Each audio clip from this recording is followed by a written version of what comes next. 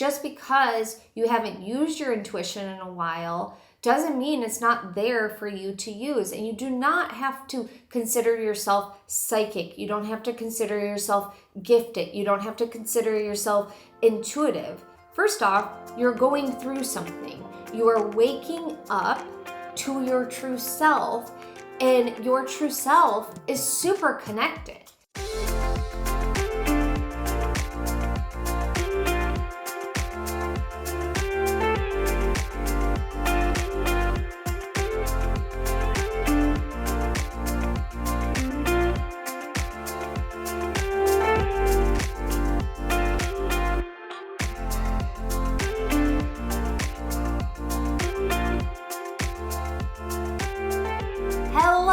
To today's episode. I'm so excited you are here. We all have heard of a spiritual awakening, but what is it? And what are the myths of going through a spiritual awakening? Today, I'm going to talk about that and what the truth is. First, let's talk about what a spiritual awakening is so we can set context and foundation for this conversation.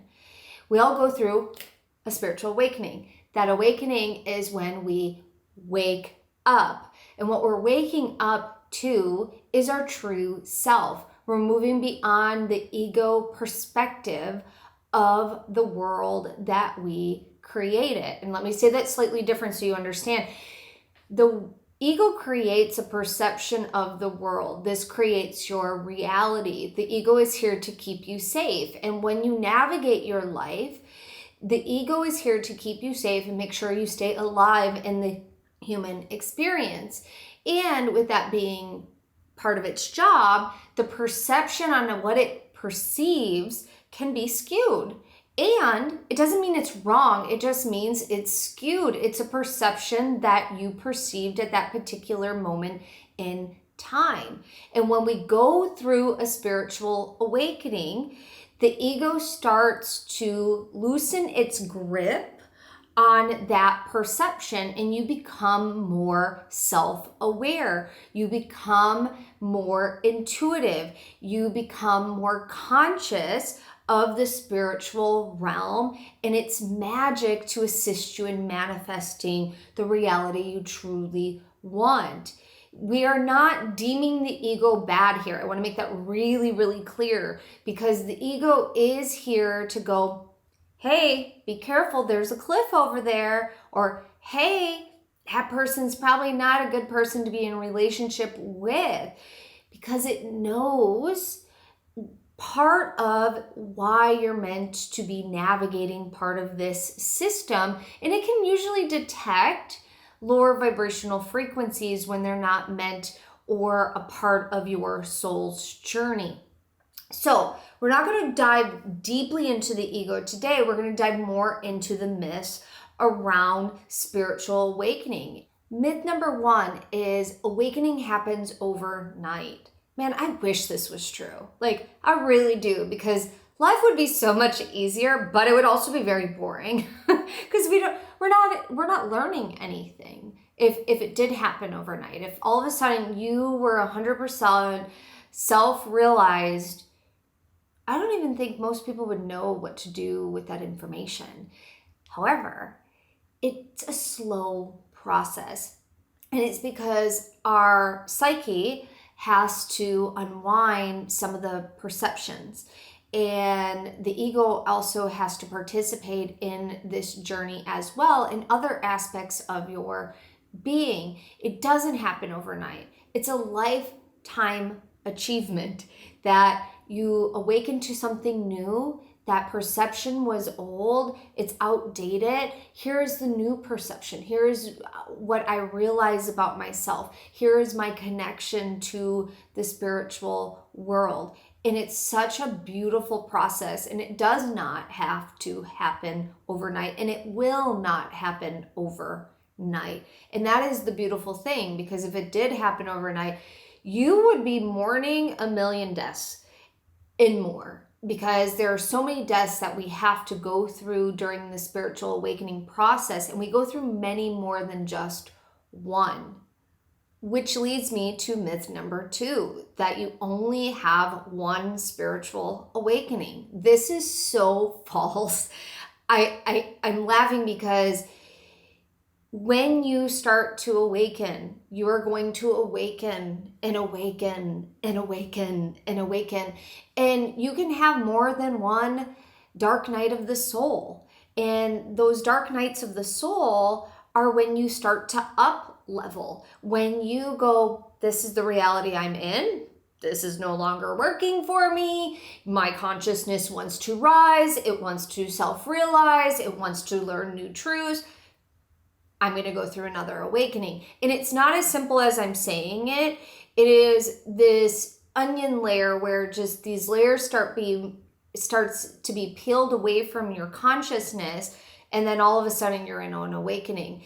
And you didn't ask for it. You're just there because you're doing the work. Which leads us to myth number 3, which is it's bliss all the time. It's positivity all the time. That is not true. When you go through a dark night of the soul, when you're going through an awakening, it can be gut-wrenching at times. It can be so hard at times where you're just like, wow, that is no longer necessary for me to participate in. This identity that I have is not supporting the reality that I want. And so it feels like there are aspects of yourself that are dying.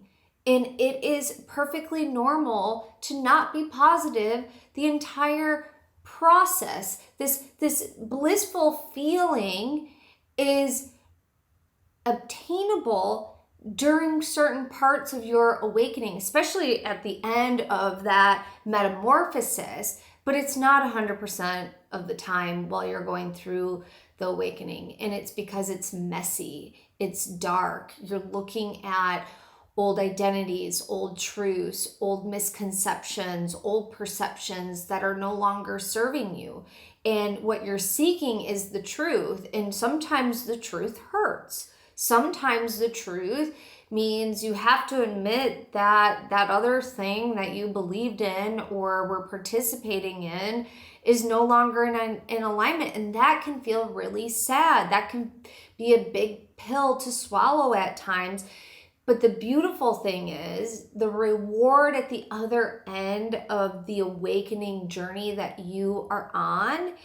There are moments of bliss. There are moments of positivity. And I'm not saying that they're just little milliseconds. No, they're chapters of bliss and there's chapters of positivity. But just because it's a chapter of bliss and a chapter of positivity does not mean you don't have challenges. You're going to have challenges. That's a part of the human experience. And that's what makes us grow and that's what makes us unique, which is so darn beautiful. Myth number 4 is an interesting one because I know that I didn't fall into this, but I know that there are people that do. And it's a big one because it can relate back to religion. And that is you have to follow a specific path or a specific spiritual teacher or guru. First off, you are your own guru. When you're going through your awakening, what you are doing is you're realizing and connecting to your true self. Teachers along the way can assist you in recognizing the truth of who you are and assist you in seeking deeper truths within yourself. But your teacher is not going to fix your problems. The guru is not going to fix your problems.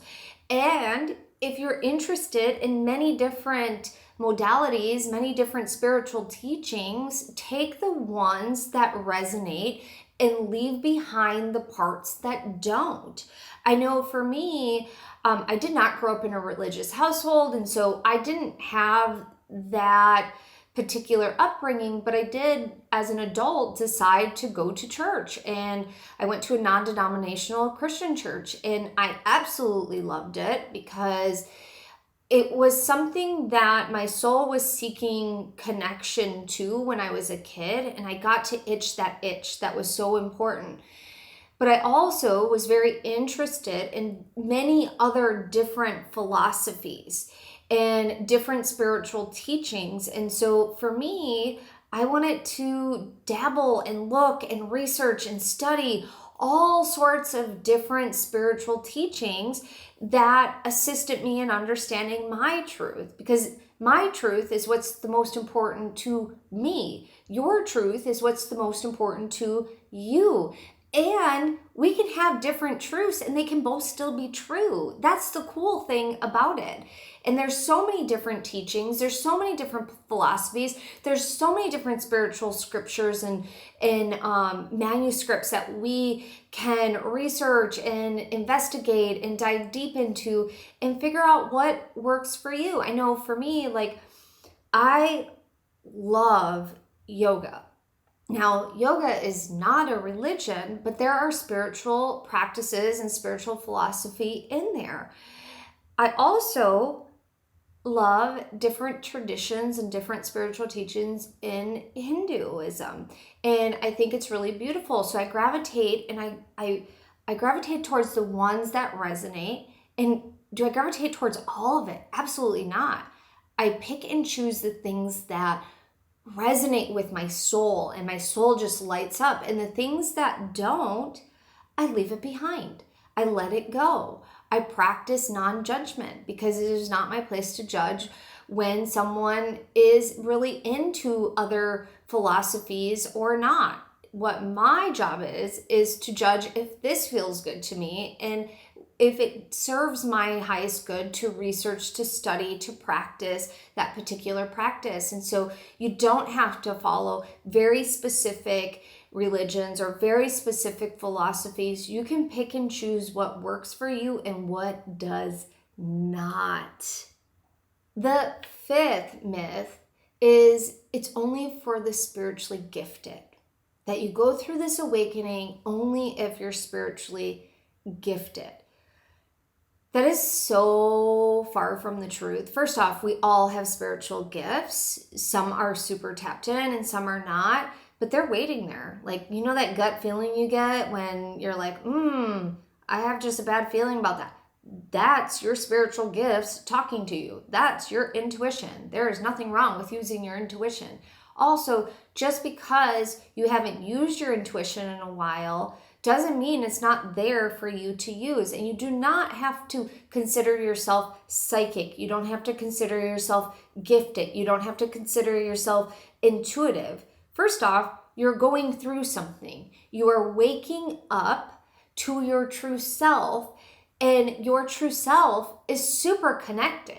There are aspects of you that have been guiding you along the way to this particular moment in time, to your particular awakening that you just either went through or that you're in the process of going through or that you're coming out on the end of.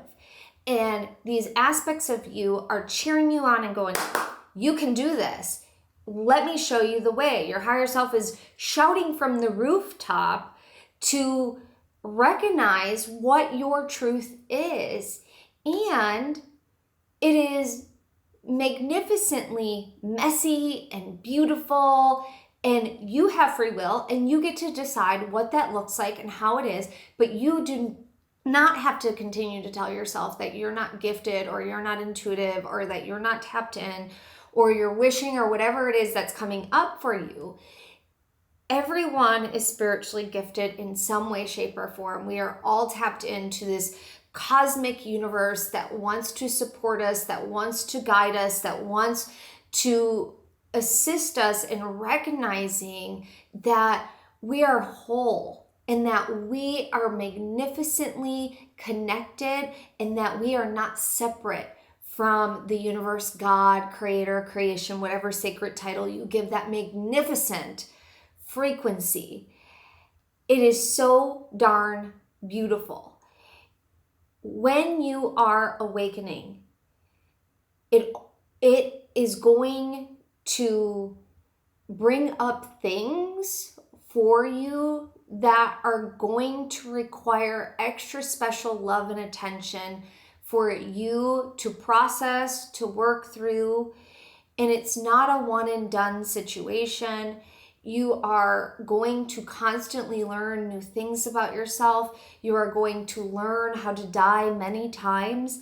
And what I mean by that is there are aspects of your psyche, there are aspects of your personality, your identity that you are just going to let die because they're no longer serving you. And you deserve to give yourself permission to reach for the sky, to soar to new heights where you live your best life. And when you're going through your spiritual awakening, because you're going to have more than one, remind yourself that you're discovering your truth. And that's will assist you in navigating through the mess and the chaos with ease and grace. All right, my friends, please share this with a friend. Make sure you like and subscribe. And if you're on YouTube, make sure you hit that bell so you get notified when we release a new episode. I look forward to seeing you in the next one. Take care. Bye.